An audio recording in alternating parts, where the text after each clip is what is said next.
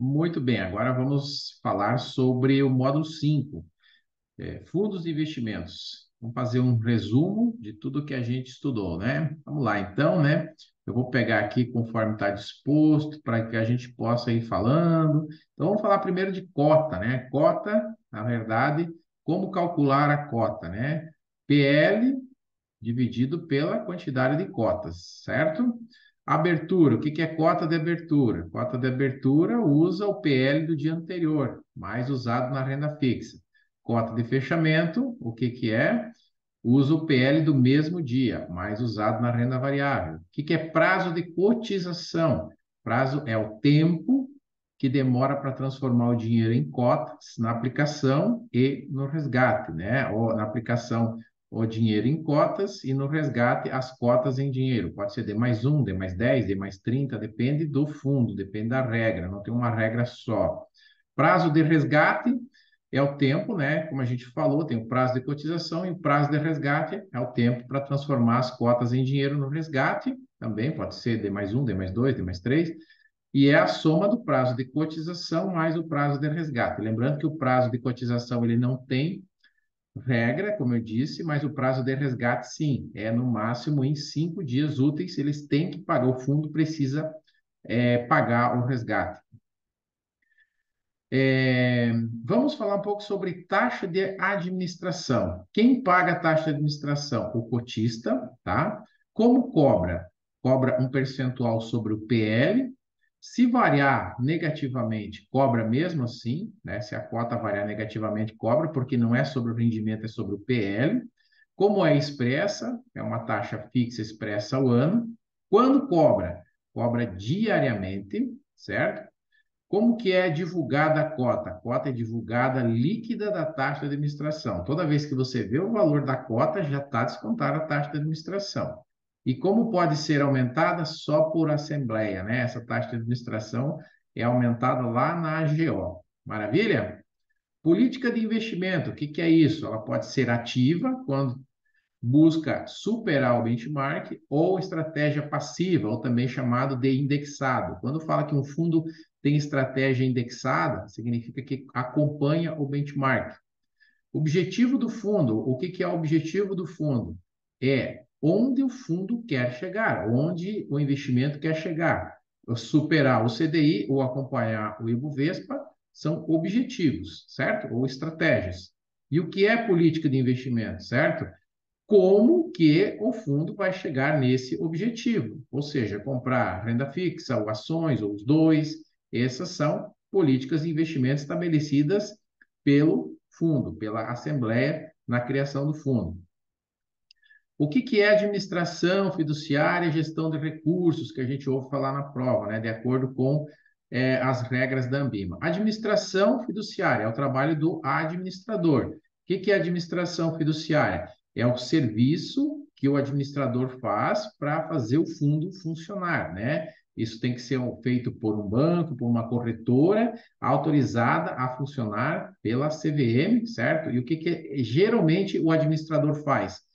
Ele que é o responsável por pegar o regulamento e lá registrar no cartório, ou seja, pela constituição do fundo, depois que for feita a assembleia, pelo funcionamento do fundo, por elaborar os documentos, mandar extrato para os cotistas, fazer supervisão das regras, conversar com a CVM, controlar a gestão de risco, controlar os limites da carteira, tudo isso, né, contratar terceiros, por exemplo, o auditor, é trabalho do administrador, certo? Gestão de investimentos individualizado conforme objetivos e situação econômica, né? Essa gestão é feita por uma pessoa jurídica, ou seja, por uma outra corretora, por um outro banco que vai comprar e vender os ativos que compõem a carteira do fundo. Então, esse é o responsável por trabalhar o rendimento do fundo. Claro que tem que ser uma instituição financeira autorizada a funcionar pela CVM e os profissionais que trabalham para essa empresa têm que ser certificados para fazer gestão, tá? Não é qualquer um que pode fazer aí o trabalho de gestor, que é um trabalho super importante dentro de um fundo de investimentos. Agora vamos falar sobre a classificação CVM, certo? Que nós temos aí renda fixa, ações, multimercado e cambial. Vamos falar primeiro da renda fixa, né? Fundos CVM, classe renda fixa, precisam investir no mínimo 80% em ativos de renda fixa. Puxa, o que são ativos de renda fixa? São aqueles ativos com menor risco, como CDB, LCI, LCA, títulos públicos, cotas de fundos de outros fundos de renda fixa, certo? Então, o fundo de renda fixa precisa pegar e comprar estes ativos e colocar dentro do fundo, tá certo? Os ativos de crédito privado, ou seja, a classe crédito privado, é aquela classe onde o PL investe mais de 50% dos títulos, do dinheiro do fundo em títulos privados. Claudio, o que são títulos privados? Né? São títulos de bancos ou de empresas, que não são títulos do governo. Então, ele investe mais em títulos de bancos e empresas. Toda vez que um fundo faz isso, investe menos em título público e mais em títulos privados, ele tem mais risco automaticamente, porque os títulos públicos são os títulos com menor risco, tá? Então, esses são fundos de renda fixa, certo? E para o investidor entrar no fundo de crédito privado, ele precisa assinar um termo de ciência de risco, para ele saber que ele está correndo mais riscos, por exemplo, do que um fundo de curto prazo, que é um fundo que, na verdade, ele investe mais de 80% da carteira em ativos de renda fixa, certo? Mas ele é um fundo considerado de baixo risco, porque as carteiras são de curto prazo, lógico, porque elas têm menos de 60 dias, e os títulos não podem ter mais do que 375 dias, tá? Essa aqui é a regra da classificação CVM, não confunda com a regra da tributação. O fundo de renda fixa simples também é um fundo de renda fixa, então, além de investir 80% no mínimo em títulos de renda fixa, ele tem que manter no seu PL aí, no mínimo 95% do PL em títulos públicos ou privados bancários de baixo risco. Então, ele pode pegar alguns títulos que não sejam públicos, pode pegar títulos de banco, mas esses têm que ser banco de primeira linha, digamos assim, com um rating muito bom. O fundo referenciado é um outro tipo de fundo de renda fixa que investe no mínimo 95% do PL no índice de referência, geralmente são atrelados ou a Selic ou ao CDI, e o fundo de renda fixa dívida externa investe no mínimo 80% do seu PL inteiro atrelado às dívidas do Brasil no exterior. E esses são os cinco, né, fundos aí da classe renda fixa. Aí nós temos a classe de ações. Fundos de ações, na verdade, são fundos que investem no mínimo 67% em ações, bônus de subscrição, BDRs, ou seja, valores mobiliários que são negociados na Bolsa de Valores, né? Lembre que fundos de ações não tem IOF, não tem risco de crédito e não tem come-cotas. Fundos multimercados são fundos que também têm mais risco que a renda fixa, assim como as ações também, fundos de ações também, mas a diferença é que os multimercados não têm concentração percentual nenhuma. Eles são livres para investir em todas as outras classes de ativos, por isso que se chama multi, certo? Então, ele investe em câmbio, PCA, Selic, usa derivativos para se alavancar, né? Enquanto que os fundos de renda fixa só podem usar derivativos para hedge, ou seja, para proteção, né? Porque o derivativo é algo que pode se alavancar ou ser usado para alavancagem ou para proteção. E o fundo cambial é um fundo que investe, como o nome já diz, no mínimo 80% do PL em moeda estrangeira. Então, câmbio, moeda estrangeira, tem alto risco de mercado aí por conta da oscilação do câmbio, mas é um fundo, é uma das classes que nós temos. Tributação agora, né? Em fundos de investimento. Então, para tributação, nós temos uma outra classificação, certo?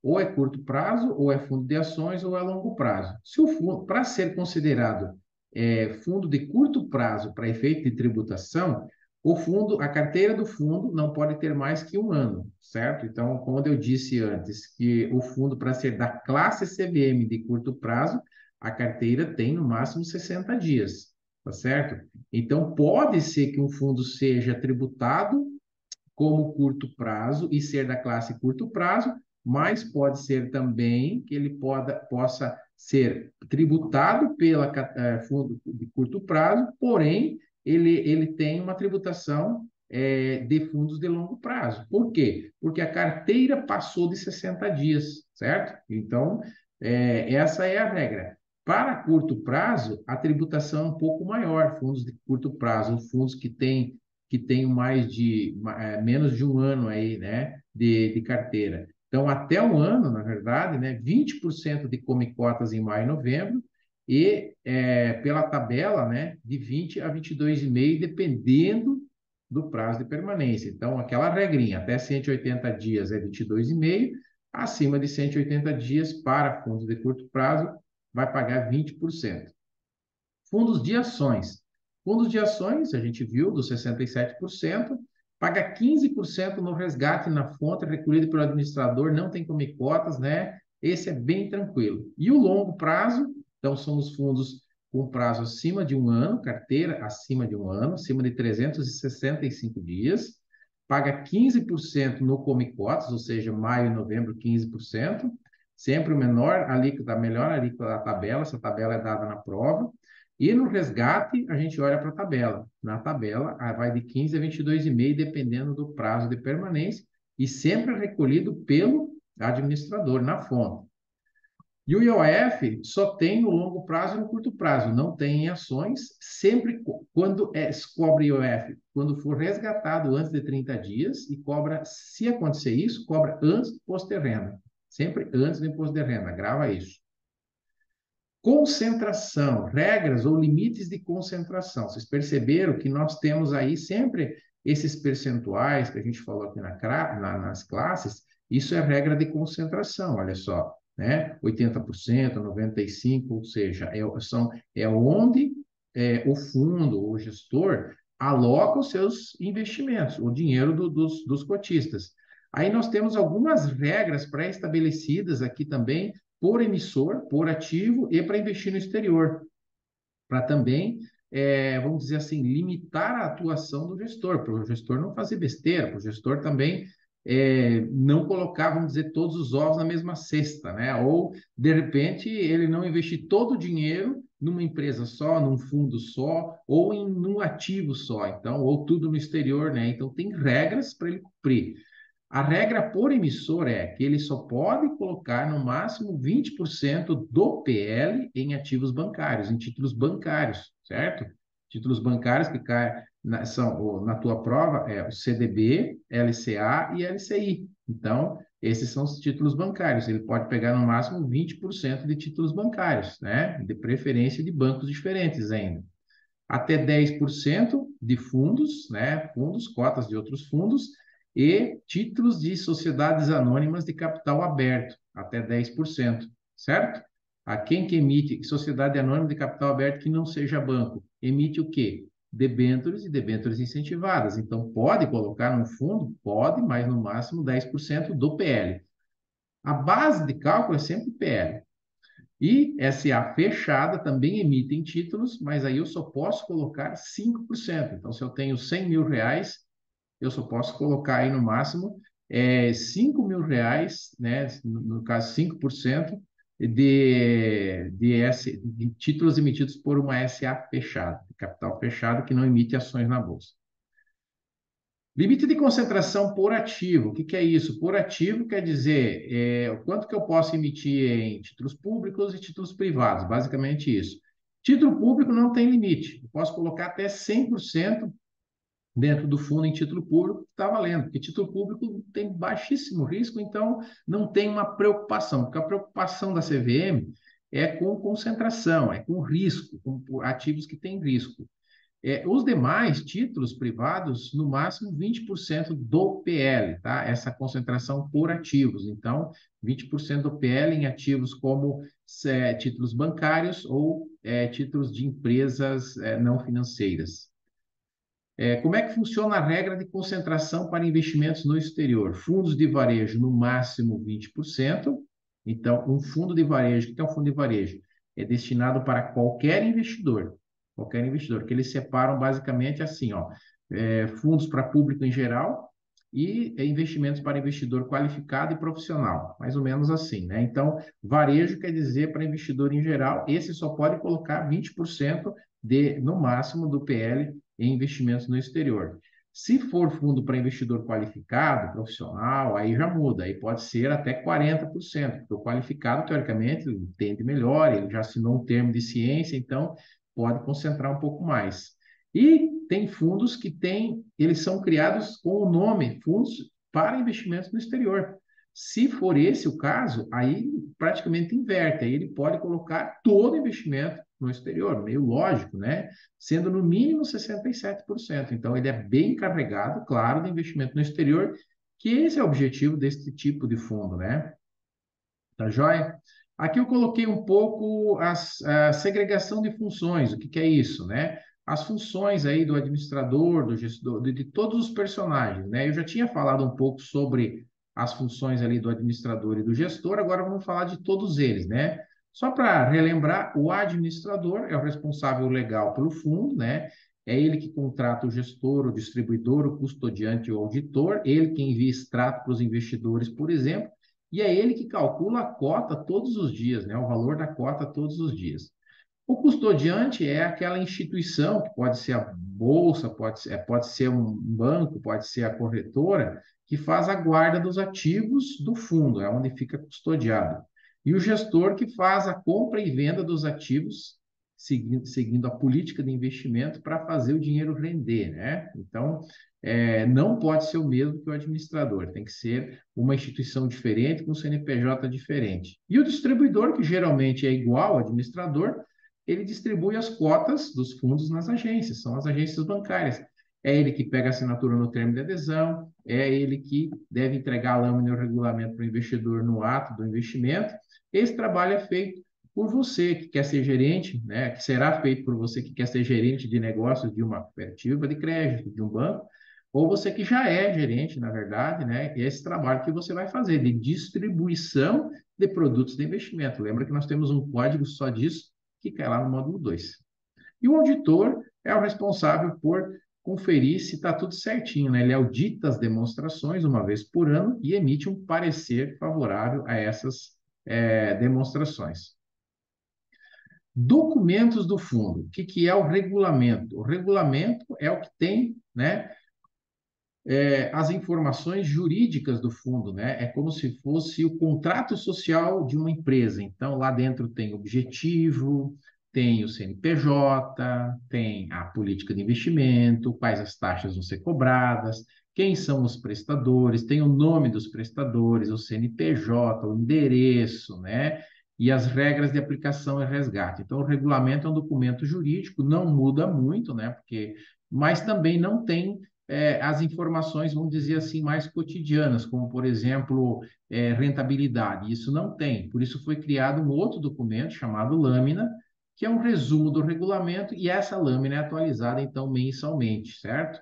Então, tem algumas coisas que constam no regulamento, outras que constam. Então, a lâmina pode ser entendida como um resumo, né, de algumas coisas que tem no regulamento e são colocadas informações adicionais, como rentabilidade, como grau de risco do investimento, como a volatilidade, né? Então, tem as simulações também de ganho ou de despesa, resumo da política, tem composição da carteira, muitas vezes também.